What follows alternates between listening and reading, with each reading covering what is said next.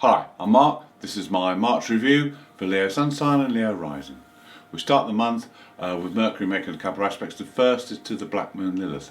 Mercury's in your 7th house of relationships, so it's a good time to clear the air and talk about things and get any fears or worries out of your mind. On the 2nd, Mercury makes an aspect to the Moon's North Node. It's a positive aspect, so this is a good time to expect a message. This could be regarding friendships or your goals for the future. Then on the 3rd, Venus makes an aspect to Uranus, so it's a good day to try something different. It's an exciting day. Good day for thinking of new things to do, especially around the work area. On the 4th, the Sun makes a positive aspect to the Black Moon Lilith, and he will shine a light on her. This will expose things. If there's holes in your life, if there's things that are missing, these will be exposed now. The Black Moon's in your 10th house of career and destiny, so there may be things that are wrong here that you need to put right, but the light of the Sun will show you what you need to do. Also on the 4th, Jupiter is aspected by Mercury. Now this is a good aspect. This is in your 7th house as well. So here we have opportunities coming through other people. This way it's good to network and talk to other people, communicate with them, because they can help you a great deal. On the 5th, the Sun makes a square aspect to the Moon's nodes. Now this creates what we call a T-square, and this can be a challenging, tense aspect, but it can also give great growth. Now the nodes are across your 11th and 5th houses, so when the Sun taps in like this and creates this T-square, it's a good time to balance the nodes. It's a great opportunity to work with balancing them, because if the nodes are in balance, then you'll be a lot happier. Now the 5th house node is about your creative talents you have that you've developed over the years or during past lives.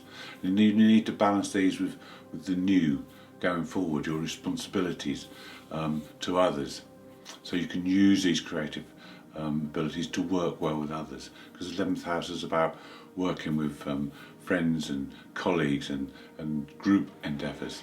So you've got to use your personal talents in a way that will benefit the group and others. Then on the 9th, Venus makes the same aspect. So this time it's more about relationships and love, because the 5th house is about love. So there's no doubt with your South Node in the 5th house that you can love tremendously, but you have to share that love with people as a whole, not just direct it to one person. You need to balance these nodes so that you've given your close love to people, but also a wider spectrum of love to everybody. Also on the 9th, Venus makes an aspect to the Black Moon Lilith, and these two are very akin and work well together. This could bring new people into your life, which you could gain through relationships, or it could be revamping of old relationships. Venus will bring more passion and excitement into the day, that's for sure. Then on the 10th, the Sun makes an aspect to Neptune. They conjunct in Pisces. This is in your 8th house, so this is a very intuitive day for you. Your perception will be incredible, and you'll be able to know and understand things that maybe you haven't known about before. It's also good for studying spiritual things, and your psychic senses will be greatly improved. Now there is a downside. It can be prone to escapism, wanting to get away from things, and drugs and alcohol not recommended on a day when this aspect's going on. This increase in perception and awareness continues because on the 13th there's a new moon, and this new moon's in Pisces. And on the same day, Venus makes a conjunction with Neptune, so the whole Piscean theme in your 8th house is increased. This is a good time to look into spiritual things and occult matters, anything that interests you in that sort of area. It's also a very creative, artistic time as well, so if you want to start a new creative project, it's a good time to do that with the new moon. Also, your understanding of things the whole world will be increased, so you may get valuable insights now. It's a good time for empowerment and self-mastery. It's a good time for meditation, so if you'd like to do some meditation, it will help you greatly. And it's a fantastic time to relax and enjoy the more creative, artistic side. On the 16th, there are two sextile aspects. The first is between the Sun and Pluto. Now, Pluto's in your 6th house. So now's the time to make some changes. Are there any things that you've been putting up with for a while that you know you ought to change? Any bad habits? This is an aspect of spring cleaning, sorting things out, ready for the summer. So diet, exercise, all these things can be looked at. You can have a look around the home, you can look at work, and make your environment a lot better place to be. Then the other aspect is a sextile between Mars and Chiron. Now here we can look at anger issues. Mars is in your 11th house in Gemini now, and Chiron can help to heal any wounds regarding anger. Now it could be that you're too assertive, too bold, or it could be that you're shy and not assertive enough. Look at issues with friends, because Mars is in the 11th house. Friends and colleagues. How do you get along with those? What are the boundaries like in your friendship relationships? Can you say no to people? These are all things you can look at. Chiron can help you heal any issues here. On the 18th, Venus makes the same aspect to Pluto as the Sun did. So now the focus is more on relationships. Venus is very sensual, very creative, because she's in Pisces and she's also in your 8th house, house of Scorpio, so she's very intense, and the emotions will be very intense around relationships. Relationships under this aspect can be very transforming. You can gain a lot out of them. You can feel a deeper love within them. Then on the 20th, Mars makes an aspect to Saturn. Now this is good for working with other people. This is good for getting involved in any group situations where you do detailed work, or where you really get on and make great inroads into something. It could be a project, or it could be a community project even. Some kind of group endeavour, and you can really get to grips with now, put all your energy in. On the 21st, Mercury makes an aspect to Uranus in your 10th house. Now it's a good day to look at old problems, any old blockages. You can see them with different eyes on a day. Let's have a different view of things, and this will be very beneficial.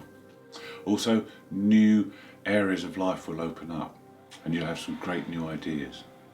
Then on the 22nd, we have the Sun and Venus together, and they're now in Aries. This is your 9th house. So we have the Sun, the power of the Sun with the attracting power of Venus in the fortunate house of Jupiter. So now this is a very fortunate time. You can attract things to you, whatever you desire.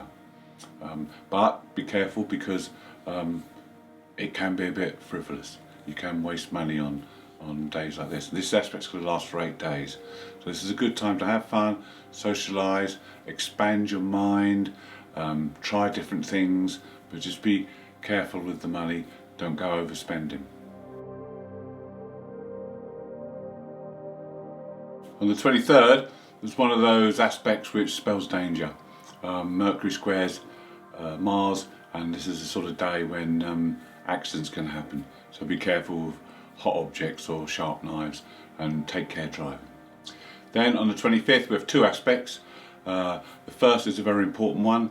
It's an aspect from Mars to the North Node. It conjuncts the North Node in your 11th house. Now this is the time when you can align yourself with your goals and your dreams. This is the time when the path ahead will start to unfold. This is the time when you need to tune into the Mars energy and really align yourself with it, so that you can harness it and push forward with it and do what you need to do. The North Node is our spiritual way forward, so it's always a bit scary, it's always a bit difficult to overcome the North Node, but it's well worth it in the long term. Also on the 25th, the other aspect to the nodes is from Mercury. Mercury squares the nodes, so there's a chance here to balance. We spoke earlier about getting balance between the nodes. This time you need to try and get balance between the logical mind and the intuitive mind. Also, with the North Node being in your 11th house, people are very important. So it's good to communicate, it's good to network with people and get people on board because they can help you. Then on the 27th, Mercury makes an aspect to the Black Moon Lilith. Now here you can discuss things, you can get things out in the open. The Black Moon's in your 10th house, so any discussions you need to have around career or your chosen path, it's a good time to do them. And it's a good time to learn things as well from people. Sometimes if you give a little bit, people will give back. On the 28th, there's a full moon, and this full moon's in Libra, so it's about getting balance and harmony. We've had quite a few aspects about getting balance this month, so it's very important. With the full moon also in your 3rd house, there'll be time for thinking and mulling things over. 3rd house rules the mind, but you won't be concerned with superficial things. You'll want to talk about or think about gut level things that really affect you emotionally. And with the Sun opposite the Moon, the Sun is also conjunct Venus and Chiron, so this is a healing moon as well. So if there's any wounds to do with the 3rd house, your mental side, your learning, your communication, then this is a good time to think about these and to heal these. Sometimes with the Sun Chiron aspect, you can turn a wound into a gift. If you face it, you can break it. The other good aspect here is the Venus one. Venus will soften everything. Venus will help to relay your messages to people. You'll be able to communicate better with people within relationships. Also with the Moon in the 3rd house, you'll want to learn things. You want to learn things that will help you in the future. So this is a good time to delve into anything that will help you. On the 30th, Mercury makes a conjunction with Neptune in your 8th house. Now this is great if you want to study astrology or tarot, anything in that area, or spiritual things as well. It's also going to give you good perception and understanding of things. It's very good for creativity, writing poetry. So you could try any of these things. The only thing it's not good for is making logical decisions, so put them off for a day or two. Then on the last day of the month, the Sun and Venus make a positive aspect to Saturn. And Saturn's in your 7th house. This is a good time to work within relationships. It's a good time to work with your partner and get things done, sort things out. You can do lots of detailed work when Saturn's in this position. And you can also do planning for the future, monetary planning or planning ventures and trips in the future. Also, with these two together, it's good for attraction because Venus helps to attract and the Sun gives her extra power. So you can attract positive things to you now.